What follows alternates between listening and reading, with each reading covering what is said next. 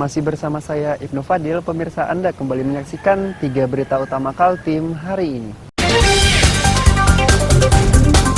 Perahu pengangkut logistik di Mahakam Ulu karam. Polisi memastikan musibah ini tidak menelan korban dan logistik pemilu berhasil diamankan.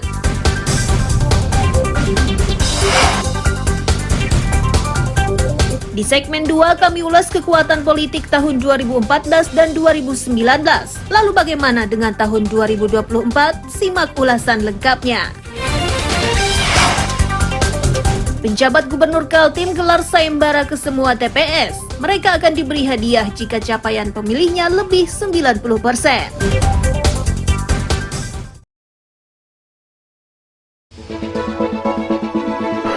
Kita ingin kesulitan ini berubah menjadi kemudahan. Saya komit, saya siap melanjutkan semua strategi untuk menjaga demokrasi berjalan dengan baik.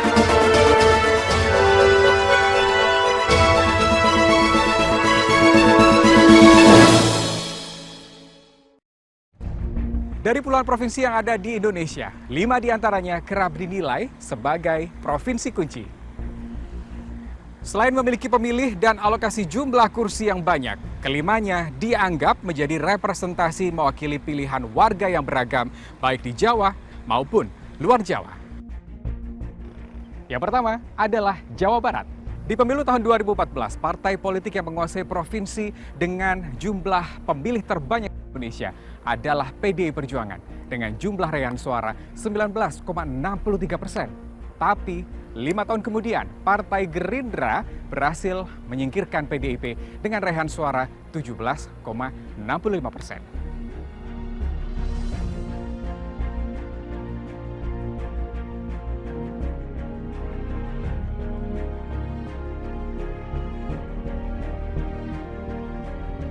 Provinsi dengan jumlah alokasi kursi terbanyak kedua adalah Jawa Timur.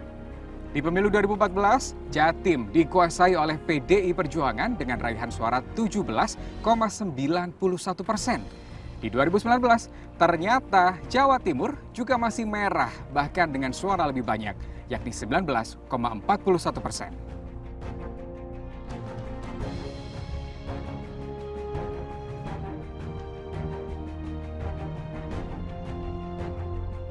Selanjutnya, provinsi dengan jumlah alokasi kursi terbanyak ketiga adalah Jawa Tengah. Tahun 2014, PDI Perjuangan juga menguasai Jawa Tengah dengan 24,40% suara.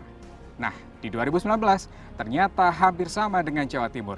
PDIP berhasil memerahkan Jawa Tengah dengan raihan suara lebih banyak, yakni 29,56% suara.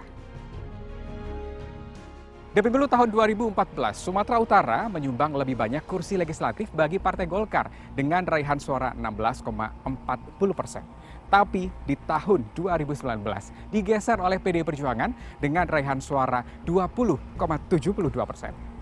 Dan ini Sulawesi Selatan di tahun 2014 yang ternyata masih menjadi masa berjayanya Partai Golkar dengan raihan suara 20,09%. Nah, bagaimana di tahun 2019? Ternyata Golkar masih berhasil menguningkan Sulawesi Selatan meski perolehan suaranya lebih sedikit, yakni 17,9%.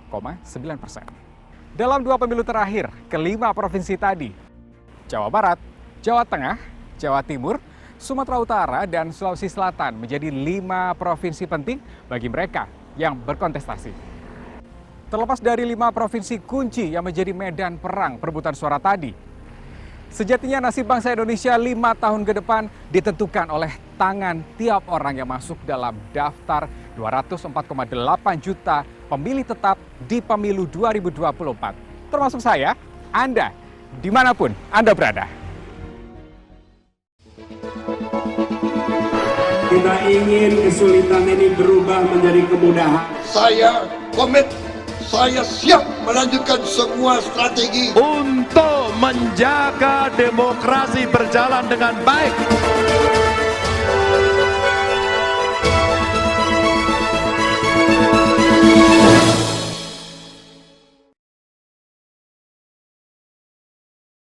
Dalam pemilu 2024 kali ini, yang paling menarik adalah prosentase, jumlah, dan usia pemilih. KPU mencatat kalangan generasi Z alias Gen Z dan generasi milenial menjadi jumlah pemilih terbanyak. Gen Z adalah generasi yang lahir di kisaran tahun 1997 hingga 2012. Sementara generasi milenial lahir pada tahun 1981 hingga 1996. Berdasar data DPT KPU, jumlah pemilih pre-boomer yaitu yang lahir sebelum tahun 1945 sekitar 3,5 juta pemilih. Untuk generasi baby boomers lahir tahun 1946 hingga 1964 berjumlah lebih dari 28 juta orang.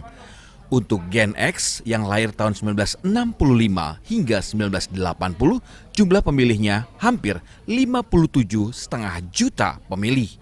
Paling banyak adalah pemilih dari generasi milenial dengan hampir 68 juta pemilih. Sementara pemilih muda dari Gen Z dengan hampir 47 juta pemilih. Semua pemilih akan memperebutkan 580 kursi DPR RI dari 84 daerah pemilihan. Sementara kursi DPRD provinsi yang diperebutkan berjumlah 2.372 kursi dari 301 daerah pemilihan. Jumlah kursi terbanyak diperebutkan untuk DPRD Kabupaten Kota sebanyak 17.510 kursi dari 2.325 daerah pemilihan. Dari jumlah pemilih tersebut ternyata tidak semua memberikan pilihan dalam pemilu alias golput. Warga yang golput diidentikan dengan sikap yang apatis, cuek, dan tidak mau terlibat atau tidak mau bertanggung jawab dengan kondisi yang ada. Angka golput di pemilu tahun 2014 tercatat tinggi dengan persentase 30% pemilih sebagai golput. Angka ini menurun menjadi 18% pada pemilu 2019 dengan 34 juta pemilih. Kita berharap angka golput akan semakin turun.